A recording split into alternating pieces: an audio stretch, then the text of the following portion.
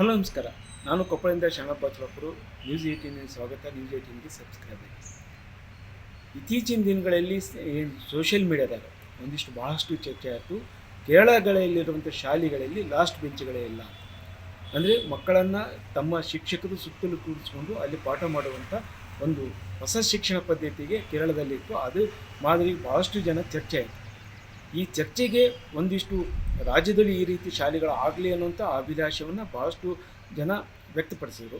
ಅಂಥ ಸಂದರ್ಭದಲ್ಲಿ ಕೊಪ್ಪಳ ಜಿಲ್ಲೆಯ ಯಲಬುರ್ಗಾ ತಾಲೂಕಿನ ಬಂಡಾಳದಲ್ಲಿರುವಂಥ ಸರ್ಕಾರಿ ಪ್ರೌಢಶಾಲೆಯಲ್ಲಿ ಈ ಲಾಸ್ಟ್ ಬೆಂಚ್ ಇಲ್ಲದ ಶಾಲೆಯನ್ನು ಆರಂಭ ಮಾಡ್ಯಾರ.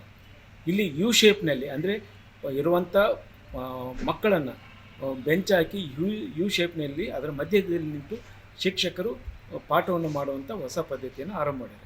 ಇದು ರಾಜ್ಯದಲ್ಲಿ ಪ್ರಥಮ ಅನ್ನಬಹುದು.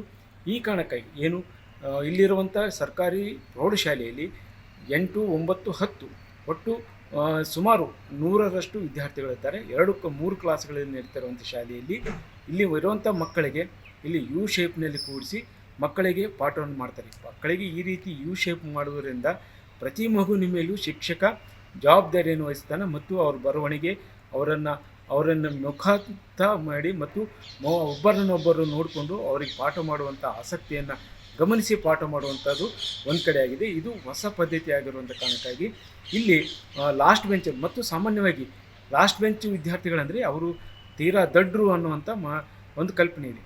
ಅಂದರೆ ಲಾಸ್ಟ್ ಬೆಂಚ್ನಲ್ಲಿ ಇರೋರಿಗೆ ಶಿಕ್ಷಕರು ಹೆಚ್ಚು ಗಮನಿಸೋದಿಲ್ಲ ಮತ್ತು ಅವರು ಏನು ಬರೀತಾರೋ ಏನು ಮಾಡ್ತಾರೋ ಗೊತ್ತಿಲ್ಲ ಅನ್ನುವಂಥ ಮಾತಿದೆ. ಮತ್ತು ಮೊದಲು ಮತ್ತು ಹಿಂದಿನ ಬೆಂಚ್ಗಳನ್ನು ಗಮನಿಸಿದಷ್ಟು ಲಾಸ್ಟ್ ಬೆಂಚಿಗೆ ಶಿಕ್ಷಕರು ಅವರನ್ನು ಗಮನಿಸುತ್ತಿಲ್ಲ ಅನ್ನುವಂಥ ಸಾಮಾನ್ಯವಾಗಿರುವಂಥ ಮಾತು.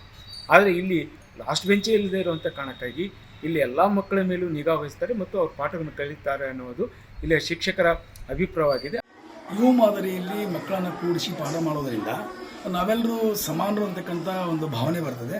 ಅದು ಕಲಿಕೆ ಹೆಚ್ಚು ಪರಿಣಾಮಕಾರಿಯಾಗಲಿಕ್ಕೆ ಮತ್ತು ಬೋಧನೆ ಹೆಚ್ಚು ಪರಿಣಾಮಕಾರಿಯಾಗಲಿಕ್ಕೆ ಯು ಮಾದರಿಯ ಒಂದು ಬೋಧನೆ ಹೆಚ್ಚು ಪರಿಣಾಮಕಾರಿ ಅಂತಕ್ಕಂಥ ಮಾತನ್ನು ನಾನು ಈ ಸಂದರ್ಭದಲ್ಲಿ ಹೇಳಲಿಕ್ಕೆ ಇಚ್ಛೆಪಡ್ತೀನಿ. ಅದ್ರ ಜೊತೆಗೇ ಇಲ್ಲಿರುವಂಥ ಮಕ್ಕಳು ಸಹ ಅದನ್ನು ಈಗಾಗಲೇ ಕಳೆದ 3-4 ದಿನದಿಂದ ಆರಂಭವಾಗಿರುವಂಥ ಈ ಲಾಸ್ಟ್ ಬೆಂಚು ಇಲ್ಲದ ಶಾಲೆಯಲ್ಲಿ ಮಕ್ಕಳು ಸಹ ಆಸಕ್ತಿ ವಹಿಸಿದ್ದಾರೆ. ಯಾಕಂತ ಹೇಳಿದರೆ ಒಬ್ಬ ಮಗುವಿಗೆ ತನಗಿರುವಂಥ ತೊಂದರೆಯನ್ನು ಕೊನೆಯ ಬೆಂಚಿನಲ್ಲಿ ನಿಂತು ಅವನು ಕೈ ಎತ್ತಿ ಅವರ ಪ್ರಶ್ನೆ ಮಾಡೋದಕ್ಕಿಂತ ಮುಖತಃ ಇರುವಂಥ ಅಥವಾ ನೇರವಾಗಿರುವಂಥ ಶಿಕ್ಷಕರು ಪ್ರಶ್ನೆ ಮಾಡಿ ಅರ್ಥ ಮಾಡ್ಕೊತೀವಿ ಮತ್ತು ಎಲ್ಲರಿಗೂ ಸಮಾನವಾಗಿ ಧ್ವನಿಯಾತು ಮತ್ತು ಪಾಠದ ಮೇಲೆ ನಿಗಾ ವಹಿಸಲು ಸಾಧ್ಯವಾಗಿದೆ ಅನ್ನುವಂಥ ಅಭಿಪ್ರಾಯ ಇದೆ. ವಾಕರಿಂದ ಕುಂದ್ರಿದ್ದ ನಮಗೆ ಏನಾದರೂ ತಪ್ಪಿದ್ರೆ ಸರಿ ಮಾಡಿ ಕೊಡ್ತಾರೆ ನಮ್ಮ ಸರ್. ಹಾಗಾಗಿ ಈ ಥರ ಕುಂದ್ರಿಂದ ಆ ಥರ ಕುಂದ್ರಿತಿದ್ವಿ. ಇನ್ನು ಅದು ಸರಿತ್ನಾಗಿ ಸರ್ ಹೇಳ್ತಿದ್ದನ್ನು ಕರೆಕ್ಟಾಗಿ ತಿಳ್ಕೊತಿದ್ದಿಲ್ಲ. ಈ ಥರ ಕುಂದ್ರಿಂದ ನಾವೇನಾದರೂ ತಪ್ಪು ಮಾಡಿದ್ರು ಕೂಡ ನಾವು ಸರಿತ್ನಾಗಿ ತಿಳ್ಕೊಂಡು ಚಲೋತ್ನಾಗಿ ಕಲಿತೀವಿ. ಮತ್ತೆ ಏನಾದರೂ ನಮ್ಗೆ ತೊಂದ್ರಿದ್ರ ಬೋರ್ಡಿ ಮೇಲೆ ಏನಾದರೂ ಬರೆದ್ರ ಕ್ಲಿಯರಾಗಿ ಕಾಣಿಸುತ್ತಾ.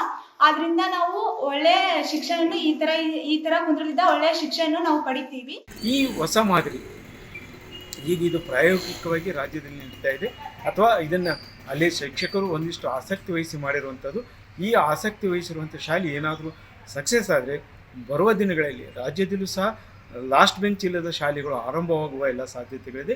ಇದಕ್ಕೆ ಮುನ್ನುಡಿಯನ್ನು ಕೊಪ್ಪಳ ಜಿಲ್ಲೆಯ ಯಲಬುರ್ಗಾ ತಾಲೂಕಿನ ಬಂಡ್ಯಾಳ ಅನ್ನುವಂಥ ಚಿಕ್ಕ ಗ್ರಾಮದಲ್ಲಿ ಇಲ್ಲಿ ಶಿಕ್ಷಕರು ಮುತುವರ್ಜಿ ವಹಿಸಿ ಆರಂಭಿಸಿದ್ದು ಮತ್ತು ಅದಕ್ಕೆ ಶಿಕ್ಷಣ ಇಲಾಖೆಯ BO ಸಹ ಅದಕ್ಕೆ ಸಹಕಾರ ನೀಡಿರೋದು. ಅದು ಎಷ್ಟು ಮಟ್ಟಿಗೆ ಸಕ್ಸಸ್ ಆಗುತ್ತೆ ಅನ್ನೋದನ್ನು ಇನ್ನೂ ಸ್ವಲ್ಪ ದಿವಸದಲ್ಲಿ ಗೊತ್ತಾಗುತ್ತೆ. ಆದ ನಂತರ ಮುಂದಿನ ಬೆಳವಣಿಗೆ ಗೊತ್ತಾಗ್ತಿದೆ ಅನ್ನುವಂಥ ಮಾತುಗಳು ಕೇಳಿ ಬರ್ತಾಯಿವೆ. ಶರಣಪ್ಪ ಬಾಚಲಪುರ, ನ್ಯೂಸ್ 18 ಕೊಪ್ಪಳ.